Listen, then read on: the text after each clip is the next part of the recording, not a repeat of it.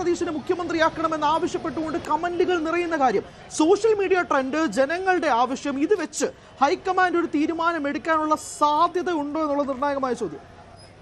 ഹരി, വളരെ പ്രധാനപ്പെട്ട ഒരു കാര്യം, വി ഡി സതീശന്റെ ഫേസ്ബുക്ക് പോസ്റ്റ് പുറത്തു വരുന്നു. 3 മിനിറ്റ് മുമ്പ് പോസ്റ്റ് ചെയ്താണ്.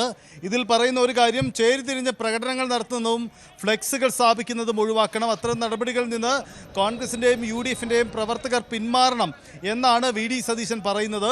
തിരുവനന്തപുരത്തെ ഇന്നത്തെ ഈ കാഴ്ചകളുടെ അടിസ്ഥാനത്തിൽ കൂടിയാണ് ഇപ്പോൾ ഫേസ്ബുക്കിലൂടെ വി ഡി സതീശൻ ഇത്തരമൊരു നിലപാടെടുത്തിരിക്കുന്നത്. ഇത് ആഘോഷത്തിന്റെ സമയമാണ്. കാരണം LDFനെതിരെ നേടിയ വലിയ രാഷ്ട്രീയ വിജയം, അത് ആഘോഷിക്കുന്നതിന് പകരം ഈ തരത്തിൽ പ്രകടനം പോകരുത് എന്നതാണ്. വി ഡി സതീശൻ ഇതാദ്യമായിട്ടാണ് ഈ ഫ്ലെക്സുകൾ അടക്കം പ്രത്യക്ഷപ്പെടുന്ന വിഷയത്തിൽ ഒരു പ്രതികരണം നടത്തുന്നത്. തൻ്റെ പേരിൽ ഇത്തരം നീക്കങ്ങൾ ഉണ്ടാവരുത് എന്നതാണ് സതീശൻ പറയുന്ന കാര്യം. പക്ഷേ കേരളമെമ്പാടും പ്രവർത്തകർ തെരുവിലിറങ്ങിക്കഴിഞ്ഞു. സ്വാഭാവികമായും എതിർചേരി ഇത് സതീശൻ്റെ അറിവോടെയാണ് എന്ന തരത്തിലേക്ക് വ്യാഖ്യാനമുണ്ടാക്കും. അത് തിരിച്ചടി ഉണ്ടാക്കുമോ എന്നതുകൂടിയാണ് കണ്ടറിയേണ്ടത്. ഡൽഹി ചർച്ചകൾ, നിർണായക ചർച്ചകൾ ആരംഭിക്കുകയാണ്. അതിനിടയിലാണ് ഈ നീക്കങ്ങൾ കൂടി എന്നത് മനസ്സിലാക്കുക. അപ്പോൾ സ്വാഭാവികമായും അതിൻ്റെ പ്രതിഫലനം ഉണ്ടാകും. അതായത് ഇത്തരം സമ്മർദ്ദങ്ങൾക്കൊടുവിൽ വി ഡി സതീശൻ മുഖ്യമന്ത്രി സ്ഥാനത്തേക്ക് വന്നാൽ സ്വാഭാവികമായും അതൊരു പുതിയ സമ്മർദ്ദ ശക്തിയായി മാറുകയില്ലേ എന്ന ചോദ്യമുയരും.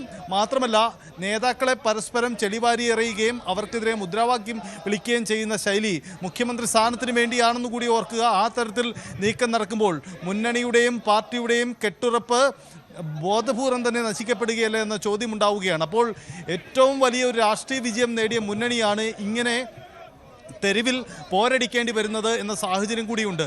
ഈ നേതാക്കളും പ്രവർത്തകരും തടിച്ചുകൂടുന്നത് മൗനാനുവാദത്തോടു കൂടിയല്ലേ, ഡൽഹിക്ക് മുന്നിൽ സമ്മർദ്ദം ചെലുത്താനല്ലേ എന്ന മറുചോദ്യം കൂടി ഉയരുന്നുണ്ട്. സ്വാഭാവികമായും ഇത്തരം ആളുകൾ തെരുവിലിറങ്ങിയ പശ്ചാത്തലത്തിൽ ഇപ്പോൾ വി ഡി സതീശൻ്റെ പോസ്റ്റ് കൂടി പുറത്തു വരികയാണ്. എല്ലാവരും പിന്തിരിയണമെന്ന പോസ്റ്റാണ്. പക്ഷേ ഇത് ഏത് രീതിയിൽ കൂടി ഇതിൻ്റെ പ്രതികരണം ഉണ്ടാകുമെന്നത് പ്രധാനപ്പെട്ട കാര്യം കൂടിയാണ്.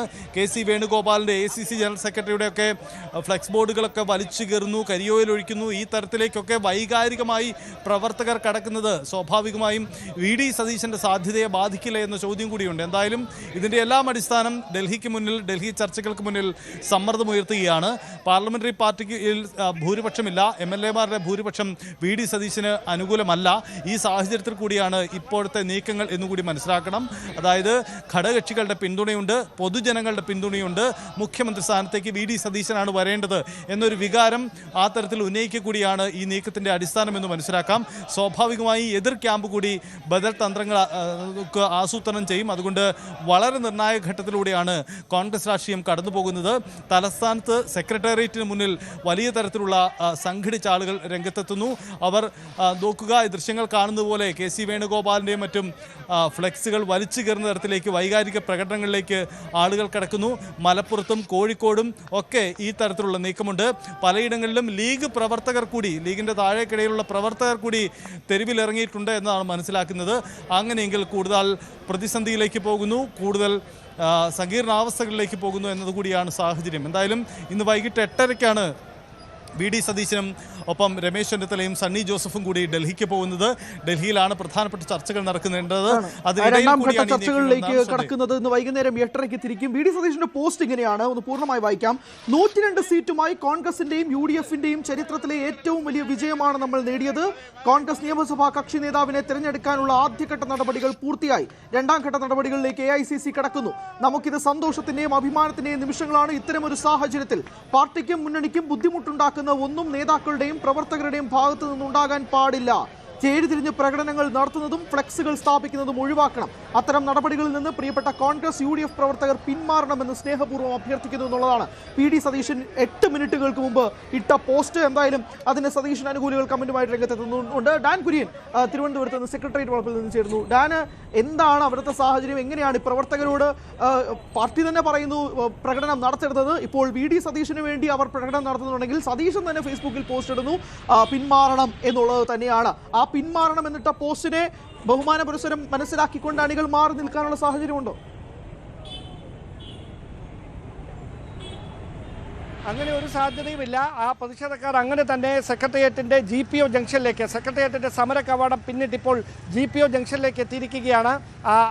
പാളയം രക്തസാക്ഷി മണ്ഡപത്തിൽ നിന്ന് ആരംഭിച്ച പ്രതിഷേധമാണ് ഇപ്പോൾ GPO ജംഗ്ഷനിലേക്ക് എത്തിയിരിക്കുന്നത്. ജഷീർ പള്ളിവയലിൻ്റെ നേതൃത്വത്തിൽ DCCയിലെ ഭാരവാഹികൾ നയിച്ചുകൊണ്ട് മുമ്പോട്ടേക്ക് എത്തിയ VD സതീശൻ അനുകൂലികളുടെ പ്രകടനത്തിന് ഐക്യദാർഢ്യം പ്രഖ്യാപിച്ചുകൊണ്ട് മറ്റൊരു നിര കൂടെ സമാന്തരമായി വന്നതോടെയാണ് ഇതൊരു വലിയ ആൾക്കൂട്ടമായി മാറിയത്. അവർ ഒരേ ഒരു കാര്യം മാത്രം, പട നയിച്ചവൻ നാട് നയിക്കട്ടെ എന്ന മുദ്രാവാക്യം ഉന്നയിച്ചുകൊണ്ടാണ്. അത് VD സതീശനാണ്. ഞങ്ങൾ വേറെ ആര് മുഖ്യമന്ത്രിയായാലും ഞങ്ങൾ അംഗീകരിക്കില്ല. കേരളത്തിൽ 102 സീറ്റ് ഉണ്ടാക്കി തന്ന 5 വർഷം രായും പകലും ഉറക്കം ഒഴിഞ്ഞ് VD സതീശൻ കഷ്ടപ്പെട്ടിട്ടാണ് ഈ 102 സീറ്റ് ഞങ്ങൾക്ക് കിട്ടിയത്.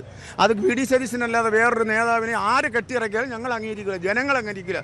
ജനങ്ങളുടെ മനസ്സിൽ ഒരേ ഒരു മുഖ്യമന്ത്രിയേ ഉള്ളൂ, അത് VD സതീശൻ. ഓക്കെ, അത്തരത്തിൽ വൈകാരികമായ പ്രതികരണങ്ങൾ VD സതീശൻ അനുകൂലികളുടെ ഭാഗത്ത് നിന്നുണ്ടാകുന്നു. ഹൈക്കമാൻഡ് ഇത് കണ്ടുകൊണ്ടിരിക്കുകയാണ്. പക്ഷേ ഈ സമ്മർദ്ദങ്ങൾ ഫലം കാണുമോ എന്നതാണ് ഇനി അറിയാനുള്ളത്. കേരളത്തിൽ നിന്നുള്ള പ്രധാനപ്പെട്ട നേതാക്കൾ VD സതീശനും രമേശ് ചെന്നിത്തലയും അതോടൊപ്പം സണ്ണി ജോസഫും തിരുവനന്തപുരത്ത് നിന്ന് ഡൽഹിയിലേക്ക് തിരുവനന്തപുരത്തേക്ക് പോകാനിരിക്കുകയാണ്. ഇങ്ങനെയൊരു പ്രതിഷേധം സെക്രട്ടേറിയറ്റിന് മുമ്പിൽ അരങ്ങേറുന്നത് എന്നതാണ് ശ്രദ്ധേയം. അങ്ങനെയെങ്കിൽ ഈ സമ്മർദ്ദ നീക്കങ്ങൾ ഫലം കാണുമോ? ഹൈക്കമാൻഡ് ഇതിനോട് എങ്ങനെ പ്രതികരിക്കുമെന്നതാണ് ഏറ്റവും ആശ്ചര്യമുളവാക്കുന്ന കാര്യം. കാരണം കെ സുധാകരന് കണ്ണൂരിൽ സീറ്റ് നിഷേധിക്കപ്പെട്ട സാഹചര്യത്തിലും സമാനമായ തരത്തിലുള്ള പ്രതിഷേധങ്ങൾ ഇതിനു മുമ്പ് നമ്മൾ കണ്ടതാണ്. പക്ഷേ അന്നുണ്ടായ പ്രതിഷേധങ്ങൾക്ക് മുമ്പിൽ ഹൈക്കമാൻഡ് വഴങ്ങിയില്ല.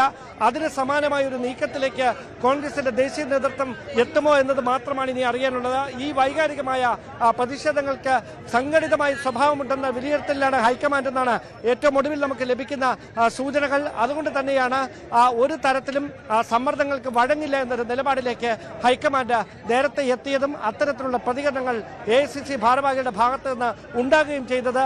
അതിനിടയിലാണ് VD സതീശന് അഭിവാദ്യം അർപ്പിച്ചുകൊണ്ട് അദ്ദേഹത്തെ മുഖ്യമന്ത്രി സ്ഥാനത്തേക്ക് ഉയർത്തിക്കാണിക്കണമെന്ന ആവശ്യം ഉന്നയിച്ചുകൊണ്ട് പാളയം രക്തസാക്ഷി മണ്ഡപത്തിന് മുമ്പിൽ നിന്ന് GPO ജംഗ്ഷനിലേക്ക് വലിയൊരു മാർച്ച് സംഘടിപ്പിച്ചിരിക്കുന്നത്. അതിപ്പോൾ GPO ജംഗ്ഷനിൽ വലിയ ആൾക്കൂട്ടത്തിന് നടുവിൽ. കൂടുതൽ വാർത്തകൾക്ക് News 18 Keralam YouTube channel subscribe ചെയ്യുക.